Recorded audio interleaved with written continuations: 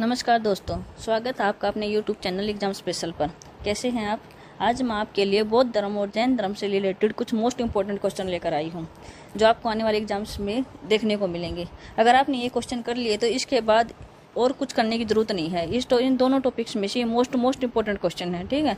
अगर आप इससे लाभ उठाना चाहते हैं तो हमारा वीडियो लास्ट तक ज़रूर देखें, ठीक है। तो शुरू करते हैं हमारी वीडियो। हमारा फर्स्ट क्वेश्चन है, बौद्ध धर्म के संस्थापक कौन थे? ठीक है, तो इसका राइट आंसर क्या होगा? गौतम बुद्ध। बौद्ध धर्म के संस्थापक कौन थे? गौतम बुद्ध।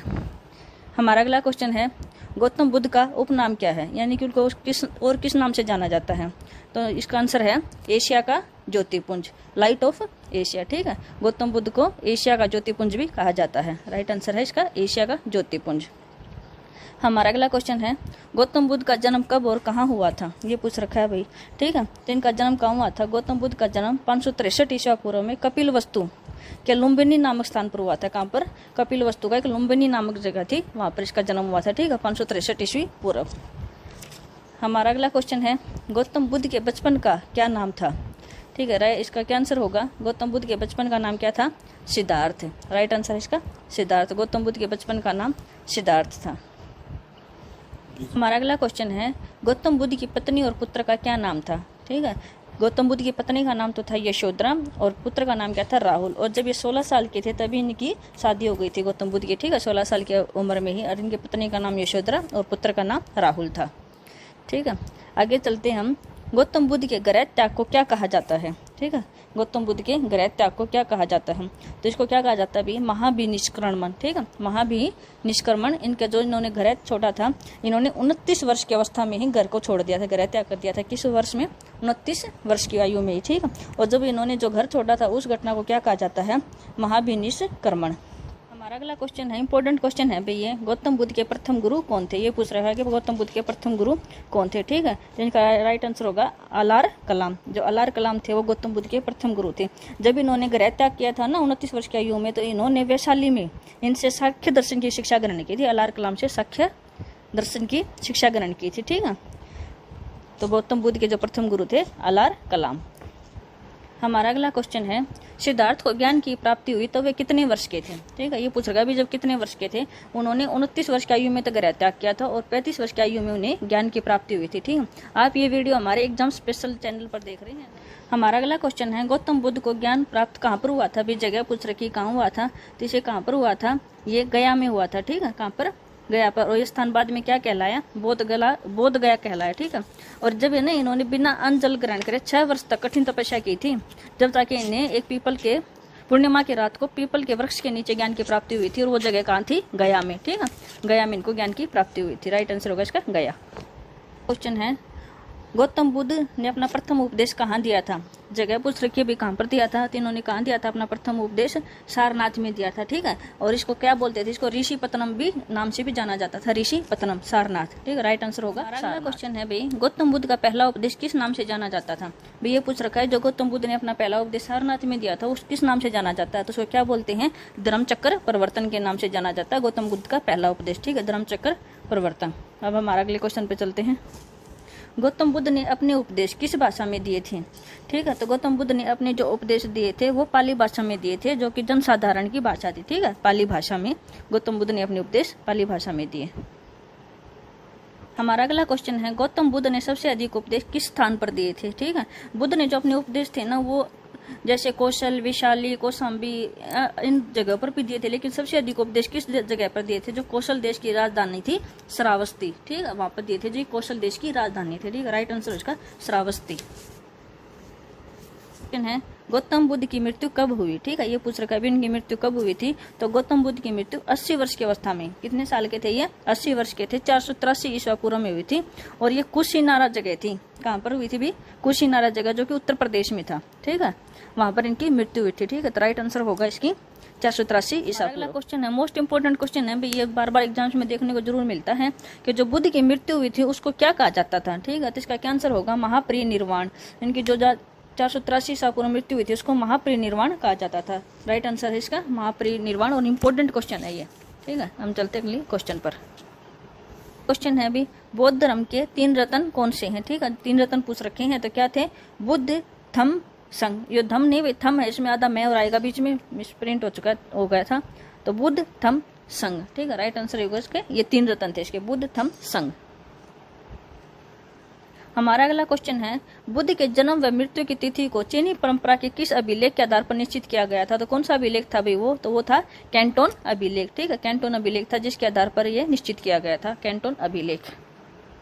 हमारा अगला क्वेश्चन है भी, बुद्ध के अनुयायियों को किन 2 भागों में विभाजित किया गया था? ठीक है, जिसके अनुयायी थे उनको किन के भागों में विभाजित किया गया था? इसका आंसर है भिक्षुक और उपासक। जो भिक्षुक थे वो तो संन्यास ग्रहण करते थे, ठीक है, उनको भिक्षुक कहा जाता था। और उपासक कौन थे? जो गृहस्थ जीवन व्यतीत करते हुए बौद्ध धर्म को अपनाते थे, ठीक है। जो कि गृहस्थ जीवन जीते थे और बौद्ध धर्म अपनाते थे वो तो थे उपासक, और जो संन्यास लेते थे वो होते थे भिक्षुक, ठीक है। तो राइट आंसर होगा इसका भिक्षुक और उपासक। हमारा अगला क्वेश्चन है भी, बौद्ध संघ में शामिल होने के लिए न्यूनतम आयु सीमा कितनी थी? भी कितने न्यूनतम आयु होनी चाहिए जब उसमें हम शामिल हो सकते थे? तो इसका राइट आंसर है 15। अगला क्वेश्चन है, बौद्ध संघ में शामिल होने के लिए न्यूनतम आयु सीमा कितनी थी? कितनी होनी चाहिए थी भी इसमें? तो इसका राइट आंसर होगा 15 वर्ष। बौद्ध संघ में शामिल होने के लिए न्यूनतम आयु 15 वर्ष होनी चाहिए थी, ठीक है। राइट आंसर इसका 15 वर्ष। हमारा अगला क्वेश्चन है, कितनी बौद्ध सभाएं हुई थी? ये पूछ रखा है अभी, जो बौद्ध धर्म था उसमें कितनी बौद्ध सभाएं हुई थी? तो इसका राइट आंसर होगा 4, यानी कि 4 बौद्ध संगतियां या सभाएं हुई थी, ठीक है। इसका राइट आंसर है 4। चौथी बौद्ध संगति के बाद बौद्ध धर्म किन 2 भागों में विभाजित हो गया था? यहाँ पर संगति है भाई, संगीत नहीं है, ये मिसप्रिंट हुआ है, ठीक है। संगति, चौथी बौद्ध संगति के बाद बौद्ध धर्म को किन 2 भागों में विभाजित हो गया था? तो कौन से थे वो 2 भाग जिनमें हुआ था? हीनयान और महायान, ठीक है। और ये चौथी बौद्ध संगति भी किसके शासनकाल में हुई थी? कनिष्क के शासनकाल में हुई थी, प्रथम शताब्दी में हुई थी, ठीक है। और कुंडलवन में हुई थी, कनिष्क के शासनकाल में कुंडलवन जगह पर हुई थी चौथी बौद्ध संगति। और ये 2 भागों में विभाजित हो गया था बौद्ध धर्म, हीनयान और फायान, ठीक है। राइट आंसर होगा इसका हीनयान और फायान। चौथी बौद्ध संगति के बाद बौद्ध धर्म किन 2 भागों में विभाजित हो गया था? जिसका राइट आंसर है हीनयान और महायान, ठीक है। और जो चौथी बौद्ध संगति थी वो कनिष्क के शासनकाल में कुंडलवन में हुई थी, प्रथम शताब्दी में, ठीक है। और ये 2 भागों में विभाजित हो गया था, हीनयान और महायान। राइट आंसर होगा इसका ये। हमारा अगला क्वेश्चन है, जातक कथाएं क्या हैं? जातक कथाएं क्या हैं? तो गौतम बुद्ध के पूर्व जन्मों की जो कहानियां हैं उनको जातक कथाएं कहा जाता है, ठीक है। गौतम बुद्ध के पूर्व जन्मों की कहानियां। राइट आंसर होगा इसका ये। पवित्र त्योहार कौन सा है? ठीक है, ये पूछ रहा है अभी कौन सा पवित्र त्योहार है? इसका राइट आंसर होगा बैशाख पूर्णिमा, ठीक है। इसे बुद्ध पूर्णिमा के नाम से भी जाना जाता है, बुद्ध पूर्णिमा के नाम से। और इसका भी महत्व इसलिए है क्योंकि जो बुद्ध पूर्णिमा के दिन ही बुद्ध का जन्म हुआ था, ज्ञान की प्राप्ति हुई थी, और उसी दिन उनकी मृत्यु हुई थी या महापरिनिर्वाण की प्राप्ति हुई थी, ठीक है। इसलिए इसको बैशाख पूर्णिमा या बुद्ध पूर्णिमा के नाम से जाना जाता है भी। अब जैन धर्म के बारे में है, जैन धर्म के संस्थापक एवं प्रथम तीर्थकर कौन थे? ठीक है, कौन थे भी? जो ऋषभ देव थे वो जैन धर्म के संस्थापक और प्रथम तीर्थकर थे, ऋषभ देव। है जैन धर्म के 23वें तीर्थकर कौन थे? 23वें तीर्थकर पूछ रखा है अभी, तो कौन थे? वे थे पार्श्वनाथ, ठीक है। जैन धर्म के 23वें तीर्थकर पार्श्वनाथ थे। और काशी के जो राजा थे अशोकसेन, उनके ये पुत्र थे, ठीक है। काशी के राजा थे अशोकसेन, उनके पुत्र थे पार्श्वनाथ। तो राइट आंसर होगा इसका पार्श्वनाथ।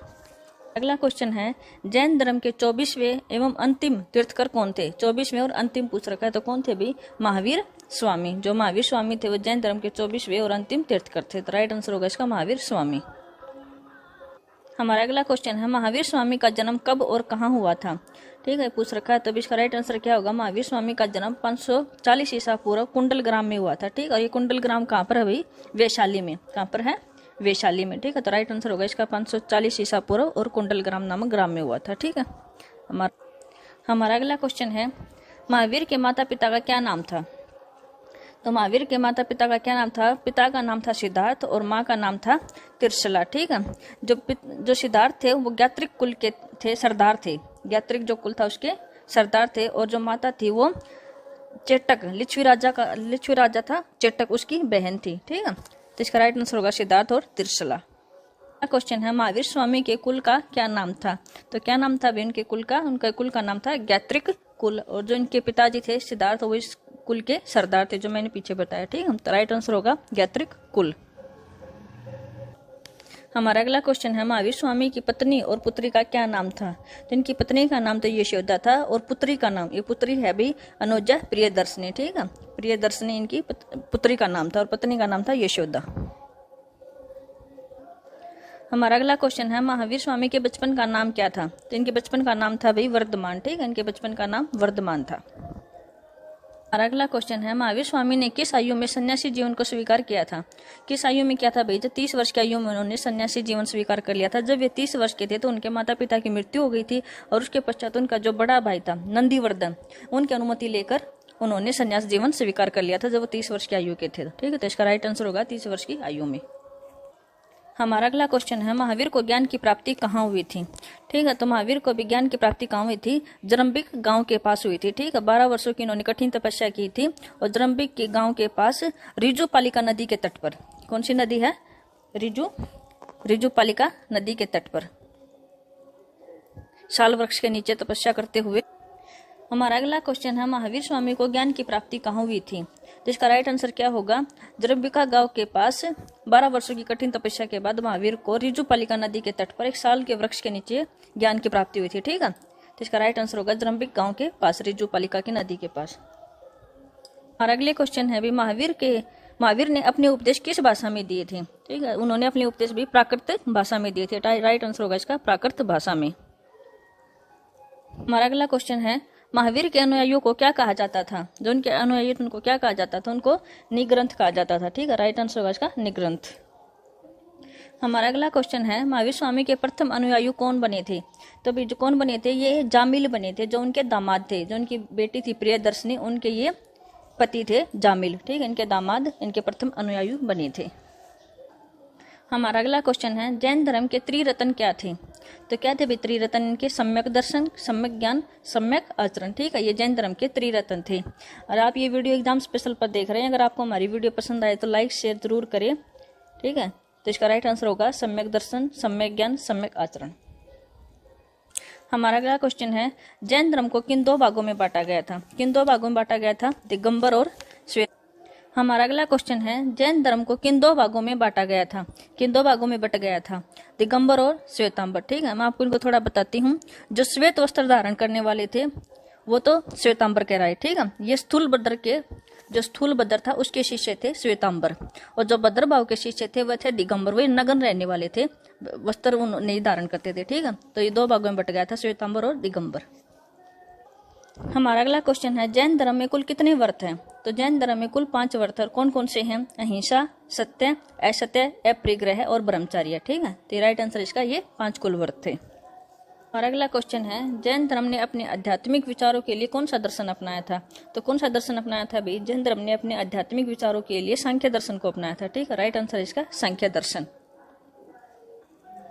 हमारा अगला क्वेश्चन है, महावीर ने अपने शिष्य को कितने गणधरों में विभाजित किया था? भाई ये पूछ रखा है, जो महावीर था उन्होंने अपने शिष्य को कितने गणधरों में विभाजित किया था?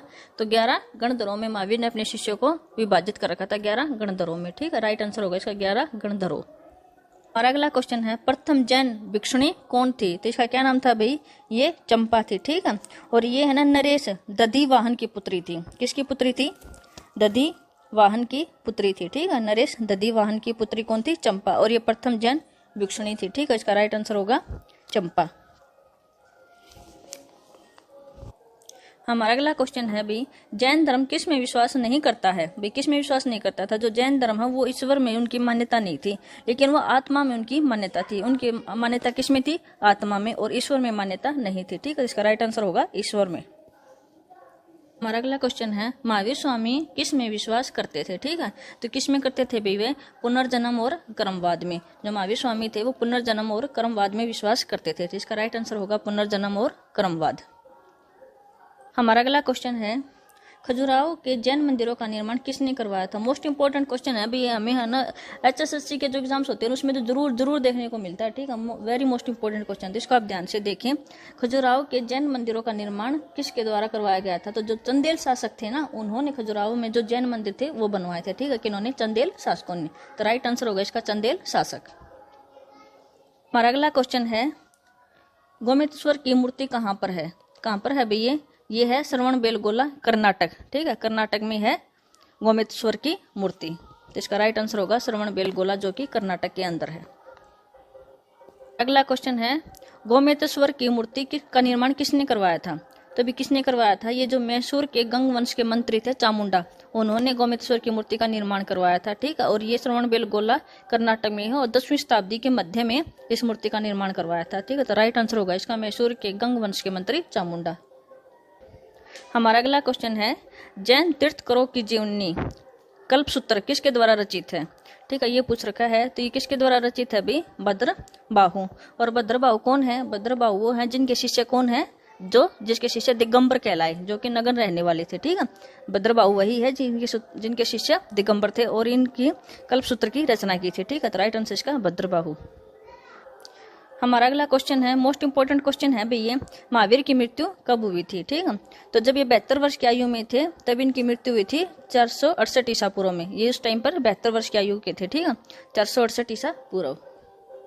क्वेश्चन है, महावीर की मृत्यु कहाँ पर हुई थी? जगह पूछ रखी भी कहाँ पर हुई थी, तो इनकी मृत्यु बिहार राज्य के पावापुरी में हुई थी। ठीक है, जो बिहार राज्य के पावापुरी है, ठीक है, वहां पर इनकी मृत्यु हुई थी। तो इसका राइट आंसर होगा बिहार राज्य के पावापुरी।